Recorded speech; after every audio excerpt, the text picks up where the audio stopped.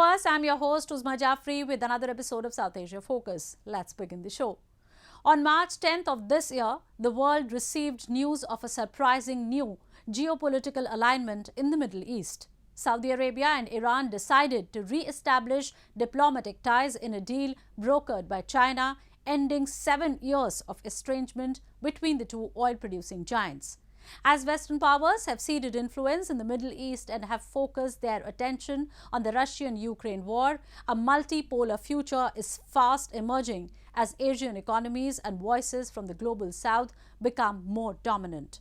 This Saudi-Iranian pact is also a vindication of the sort of foreign policy that India has been following, wherein a country's own interests are paramount and not dictated by any larger regional grouping.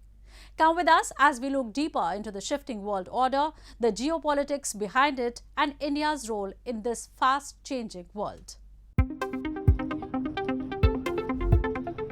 The writing was on the wall. After the hasty retreat made by the United States from Afghanistan in 2021, countries across the world acknowledged that a tectonic shift had taken place with respect to global alignment. This realignment had already begun after the COVID-induced supply chain shocks.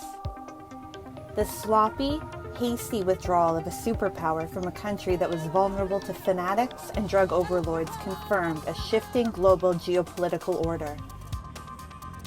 Countries now needed to look into a future where multipolarity is the mantra, and not siloed into groups that make little impact into the lives of their people. If countries in Europe and the West and the United States are so concerned, why don't they allow Iranian oil to come into the market? Why don't they allow Venezuelan oil to come into the market? I mean, they've squeezed every other source of oil we have, and then say, okay, guys, you must not go into the market and guess the best deal for your people. I don't think that's a very fair approach. The new Saudi-Iran pact will mean less violence in the region. Iran will pledge to halt any attacks on Saudi Arabia, and in return, Saudi Arabia will reopen embassies in Iran.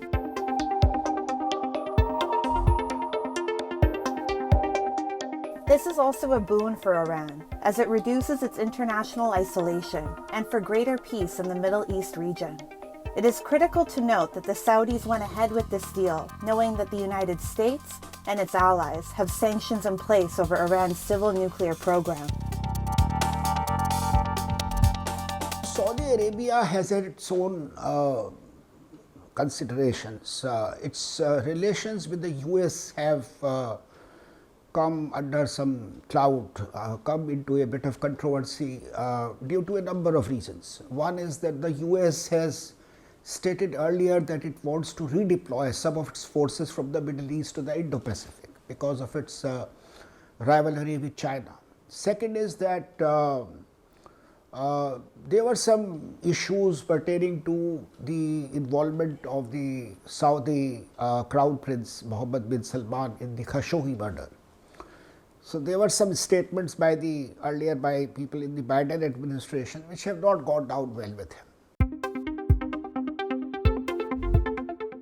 Saudi Arabia's decision to follow its own independent foreign policy is similar to India's approach.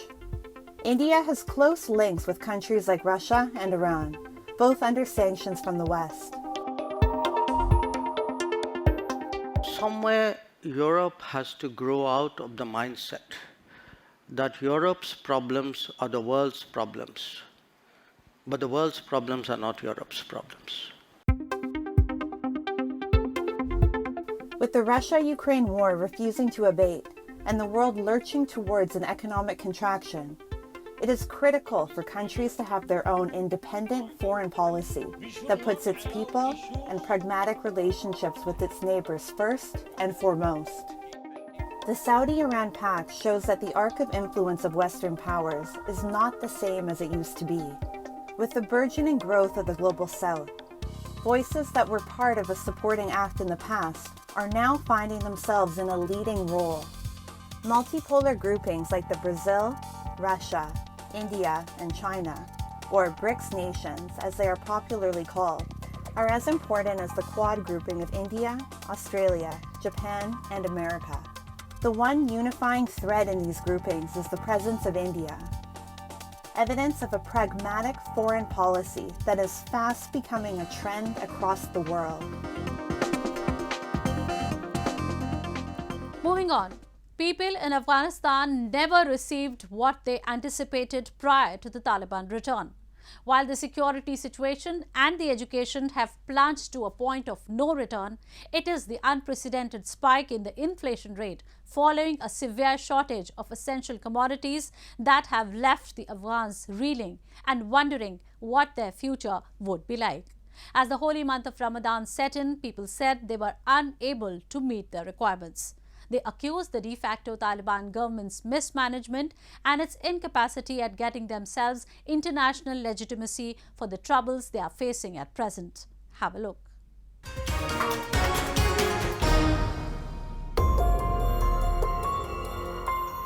Afghan markets are flooded with devout Muslims as the holy month of Ramadan has set in.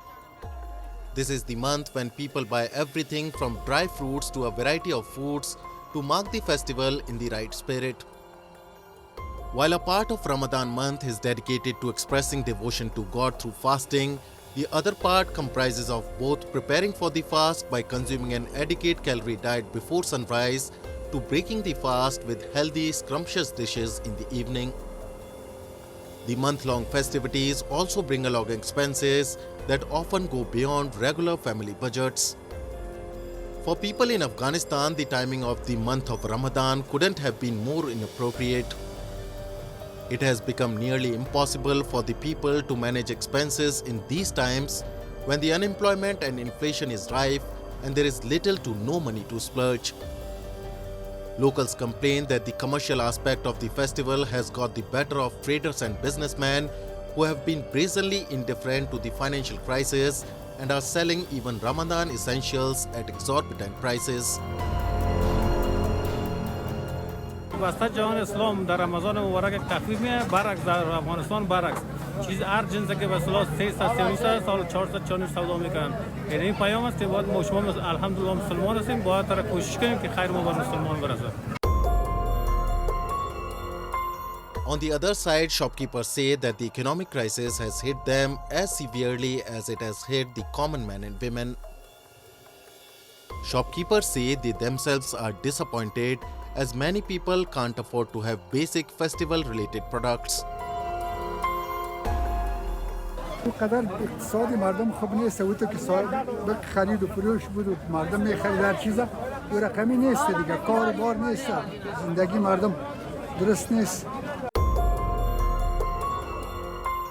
Many say the current situation in Afghanistan is the result of both the Taliban government's economic incompetence and its decision to reverse to the previous hardline Taliban era when a large section of the society was stripped of one or the other form of rights.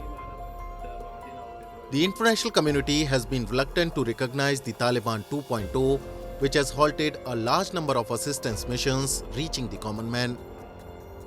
Women who are already bearing the brunt of Taliban's marginalization have been unfortunate even in this holy month, which is otherwise believed to bring health, happiness and prosperity. امارات اسلامی امنیت خوب است تمام چی برقرار است وقتی که کشورهای خارج حمایت نکنه افغانستان به خاطر اقتصاد مردم افغانستان ضعیف است. People are calling on the Taliban government to provide them with job opportunities and reopen schools for girls, an issue that the international community is also insisting on. The Taliban, however, in its blatant disregard to human rights, especially towards women and children, have been bent on ruling the nation through its whims and fancies and not through protocols and policies. Moving on.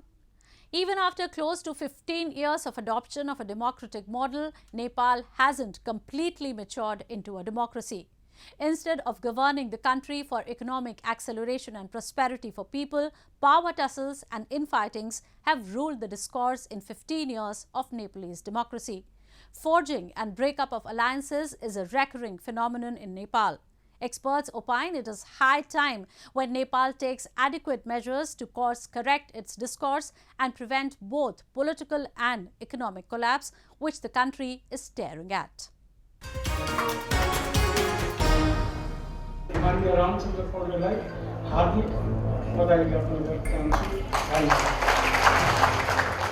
Nepal elected 78-year-old Ram Chandra Pada, a social democrat and a member of Nepali Congress, as its third president since the Himalayan nation ended a centuries-old monarchy. Pada was supported by Prime Minister Pushpa Kamal Dahal Prachanda against a candidate fielded by his key coalition partner, the Communist Unified Marxist-Leninist Party, UML. The presidential election has now created a rift within the ruling coalition, as the UML has withdrawn support for the Prime Minister, requiring him to prove majority in Parliament. Dahal's Community Party of Nepal Maoist Center, 4th Convention, is now expected to cobble together a new coalition with the Nepali Congress Party and other smaller groups. A new political crisis emerges as the Supreme Court will hear a petition demanding the arrest of Prime Minister Dahal, a former Maoist rebel chief, who has been facing charges surrounding his role during a decade-long civil war that killed thousands of people almost 2 decades back. In a country like Nepal, even the politicians are insecure between themselves. They don't trust each other. And their only intention, in fact, is to be in power. Once they are out of power, they don't think that no one wants to be an opposition party. We just saw that, because everyone wants to rule the country, everyone wants to be in power. The 240-year-old monarchical rule in the Himalayan nation came to an end on May 28, 2008, when the newly elected Constituent Assembly declared Nepal a federal democratic republic. Unfortunately, the country has been struggling to uphold the democracy since then. Nepal is currently experiencing a triangular tug-of-war between the 3 major forces. A large majority of Nepalis will support the monarchical system. There are also the democratic forces, led by the Nepali Congress and the Maoists, those who fought against the monarchy. In addition to the 3 warring forces, different ethnic and cultural groups in the country have their own political interests. According to the Election Commission of Nepal, there are 192 registered political parties, including 11 national parties in the country. None of these parties or coalitions who have formed government have ever remained in power for the full 5-year term. One of the sad reality of Nepalese political party is our second generation leaders, they are not challenging to our older generation leader. I respect older generation leaders because they fought for the democracy, they fought for the Republican country, they fought for the federalism, but they couldn't institutionalize those changes. Failing to provide any meaningful governments for Nepalis, the political parties in Nepal have lost the democratic values and ethics needed for the future of the Himalayan nation. Irrespective of their ideological differences, political parties in Nepal are engaged in forming coalition governments only out of greed for power. Such kind of opportunistic politics is continuously causing trouble for Nepal, especially for its people. Time now for Asia This Week, the stories from across the continent.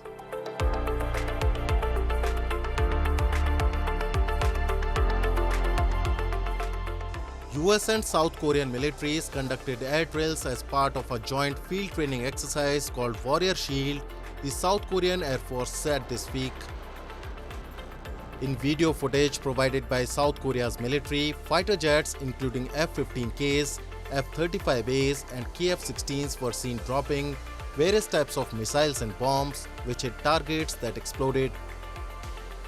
South Korea's Air Force said the 5 days of air-to-air live firing and air-to-surface bombing drills started on Monday last week that is 20th of March, with the US 51st Fighter Wing of 7th Air Force and involved various South Korean fighter jets along with the US A-10 attack aircraft to check precision strike capabilities of the Joint Air Force.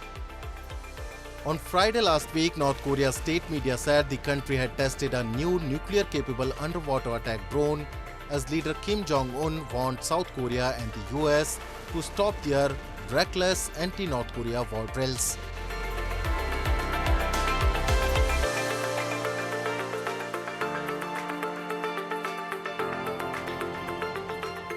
Thailand will hold elections on May 14th, the national poll body said last week, a day after parliament was dissolved. Early voting will take place on May 7th, while candidate registration, including for party nominees for Prime Minister, will take place in early April, said Election Commission Secretary General Savang Bonmi at a news conference. The announcement comes as parties step up campaigning for a nationwide electoral contest that is shaping up to be a battle between a pro-military conservative grouping led by incumbent Prime Minister Prayut Chan-o-cha against the largest opposition Pheu Thai party led by billionaire Shinawatra family. Pheu Thai is expected to hold events daily across Thailand featuring the daughter of former Prime Minister Thaksin Shinawatra, Paitong Tan, who has topped opinion polls as a potential candidate for premier.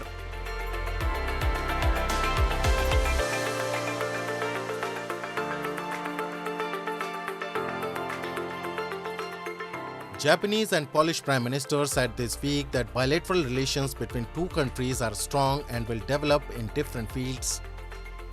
Fumio Kishida, fresh from his visit to Kyiv where he met with Ukrainian President Volodymyr Zelensky, thanked Polish Prime Minister for playing a major role in providing military and humanitarian help to Ukraine.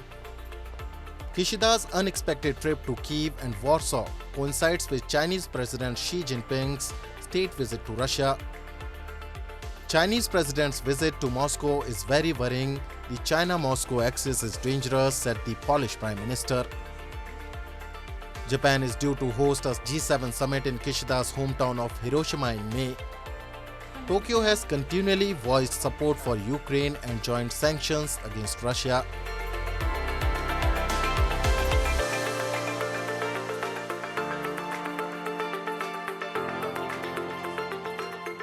A new US Congressional Committee on China held its second hearing this week, highlighting what Washington says is an ongoing genocide against Uyghurs and other ethnic minorities in China's Xinjiang region.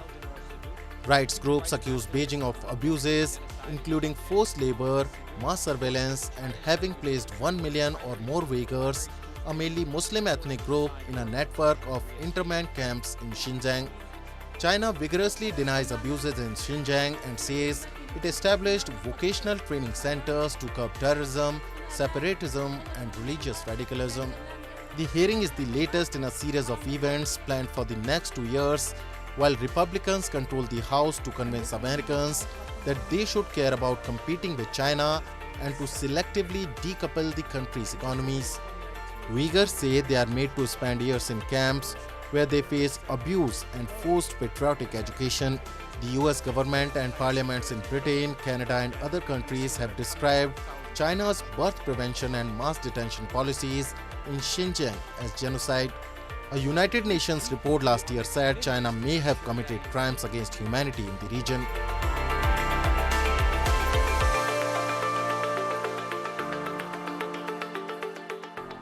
Moving on, Gudi Padwa was celebrated with great pomp in Maharashtra. With lots of religious rituals and traditional customs, Gudi Padwa is considered to be one of the most pious of the Hindu festivals, which marks the beginning of the new year in the most spiritual way.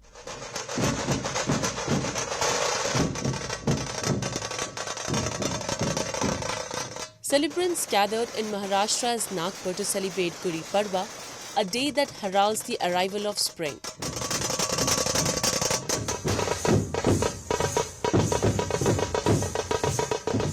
Dressed in traditional Marathi attire, people sang and danced on folk ballads.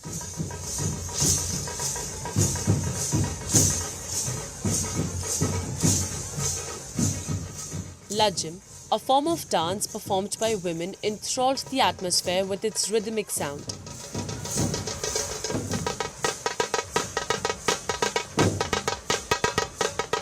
Dhol Tasha, an inclusive cultural tradition, was performed that electrified the surroundings and gave goosebumps to celebrants.